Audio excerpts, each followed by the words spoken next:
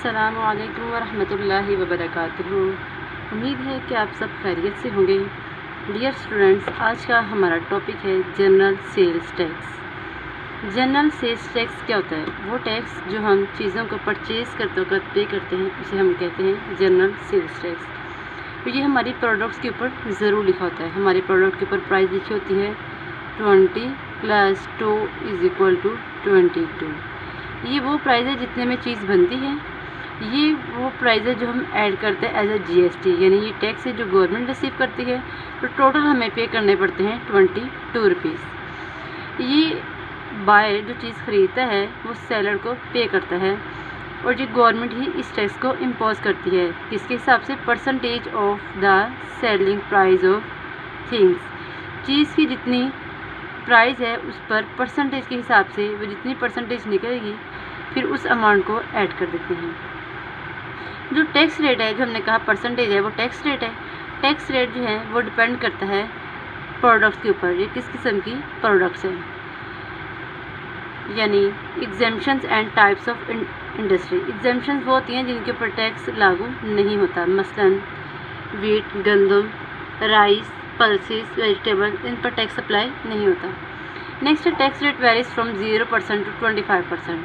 कहते टैक्स की जो परसेंटेज है वो 0 से 25 तक कोई भी रेट हो सकता है। जो स्टैंडर्ड रेट है पाकिस्तान में आजकल वो है 17% सेल्स टैक्स का, बट ये चेंज होता रहता है। नेक्स्ट है फार्मूले। जैसे हमारे प्रॉपर्टीज़ के फार्मूले थे, प्रॉपर्टी टैक्स के फार्मूले थे, सेम एज चीज़ आपके सेल्स टैक्स के भी फार्मूले हैं। जहाँ पर आपके पास प्रॉपर्टी टैक्स है तो वो वर्ड चेंज हो जाएगा जीएसटी, यानी जनरल सेल्स टैक्स में। टैक्स रेट परसेंटेज वही है, वो प्रॉपर्टी टैक्स की परसेंटेज थी, ये सेल्स टैक्स की परसेंटेज है। वहाँ पर वर्थ ऑफ प्रॉपर्टी था तो यहाँ पे कॉस्ट प्राइस ऑफ आर्टिकल है, यानी जितने में चीज़ बनती है। अब प्राइस आपके पास दो तरह की है। एक वो प्राइस है जितने में एक चीज़ बनती है या सेलर को इतनी प्राइस चाहिए होती है, उसे कहते हैं कॉस्ट प्राइस। जो हम टैक्स के बाद ऐड करते हैं वो हमारी बन जाती है वो प्राइस जो कस्टमर ने पे की है, यानी ओरिजिनल प्राइस ये है और कस्टमर इतनी पे कर रहा है। तो फिर जो कस्टमर की प्राइस में दो चीज़ें ऐड होती हैं, एक ओरिजिनल प्राइस और दूसरा जीएसटी जो टैक्स है। तो ये वो प्राइस है जो कस्टमर पे करता है। और अगर जीएसटी फाइंड करना हो तो हमारे सेम वही फार्मूले हैं जो कि प्रॉपर्टी टैक्स जैसे थे। अब हम एक्सरसाइज 7.1 से क्वेश्चन नंबर 1 कंप्लीट करते हैं।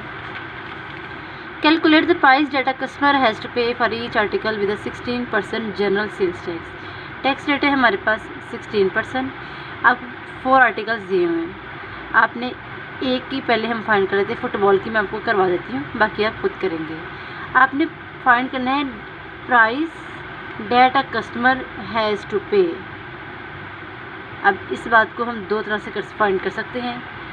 आपने ये चीज़ फाइंड करनी है price that a customer has to pay. अगर आपके पास ओरिजिनल प्राइस और जीएसटी हो तब प्राइस फाइंड कर सकते हैं।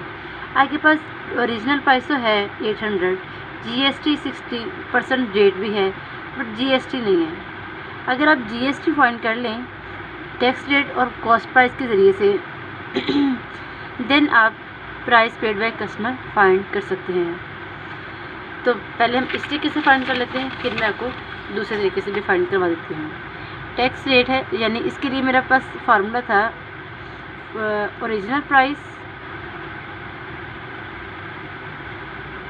प्लस जीएसटी, इस चीज़ को फाइंड करने के लिए। लेकिन मेरे पास ओरिजिनल प्राइस तो है, जीएसटी नहीं है, तो जीएसटी में इन दोनों के ज़रिए से फाइंड कर सकती हूँ। तो पहले मैंने जीएसटी यानी जनरल सेल्स टैक्स फाइंड किया। तो जनरल सेल्स टैक्स के लिए फार्मूला था टैक्स रेट, ये परसेंटेज में होता है, over 100 multiply by original price. Original price मेरे पास है 800 जबकि टैक्स रेट है 16%। आपको मैंने पहले भी सिखाया था कि परसेंटेज की अगर आपने पहले 100 नीचे लगा दिया है तो फिर आपको ये परसेंटेज का दोबारा 100 लगाने की ज़रूरत नहीं है, या फिर आप बाद में लगाएंगे। ओरिजिनल प्राइस हमारे पास 800 है, 00 कटिंग हुए 16 को 8 से मल्टीप्लाई किया तो आपके पास आंसर आएगा 128 रुपीज़। अब प्राइस पेड बाय कस्टमर क्या है हमारे पास, अब हमारे पास जीएसटी भी है और ओरिजिनल प्राइस भी है, तो हम price paid by customer find कर सकते हैं। ओरिजिनल प्राइस प्लस जीएसटी यानी 800 प्लस 128 इज इक्वल टू ₹928।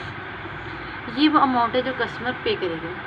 एक तरीका तो आपका ये फाइंड करने का था, जबकि दूसरा मेथड वही प्रोपोर्शन मेथड भी होता है और उसको भी मैं आपके सामने करवा देती हूँ। सेकंड मेथड इसके हम नीचे कर लेते हैं। आपके पास ये गिवन डाटा है और ये रिक्वायर्ड डाटा है। ये प्राइस आपकी 100% है, तो 100% प्राइस इज इक्वल टू ₹800 और आपने कितनी फाइंड करनी है 116%। प्राइस पेड बाय कस्टमर क्या है 100% उसे वो पे करना है जो उसकी प्राइस है और साथ में 16% उसे वो पे करना है जो सेल्स टैक्स है, और तो यूँ उसे 116% टोटल अमाउंट पे करनी पड़ेगी। 100% प्राइस ये है तो 1% प्राइस क्या हो जाएगी, एक चीज़ फाइंड करने के लिए हमें डिवाइड करना पड़ता है और यानी ₹8 और हमारी 116% प्राइस क्या हो जाएगी, जो हमारे पास एक चीज़ की प्राइस आती है उसको ज़्यादा चीज़ की अमाउंट से मल्टीप्लाई कर देते हैं तो आपके पास टोटल अमाउंट आ जाती है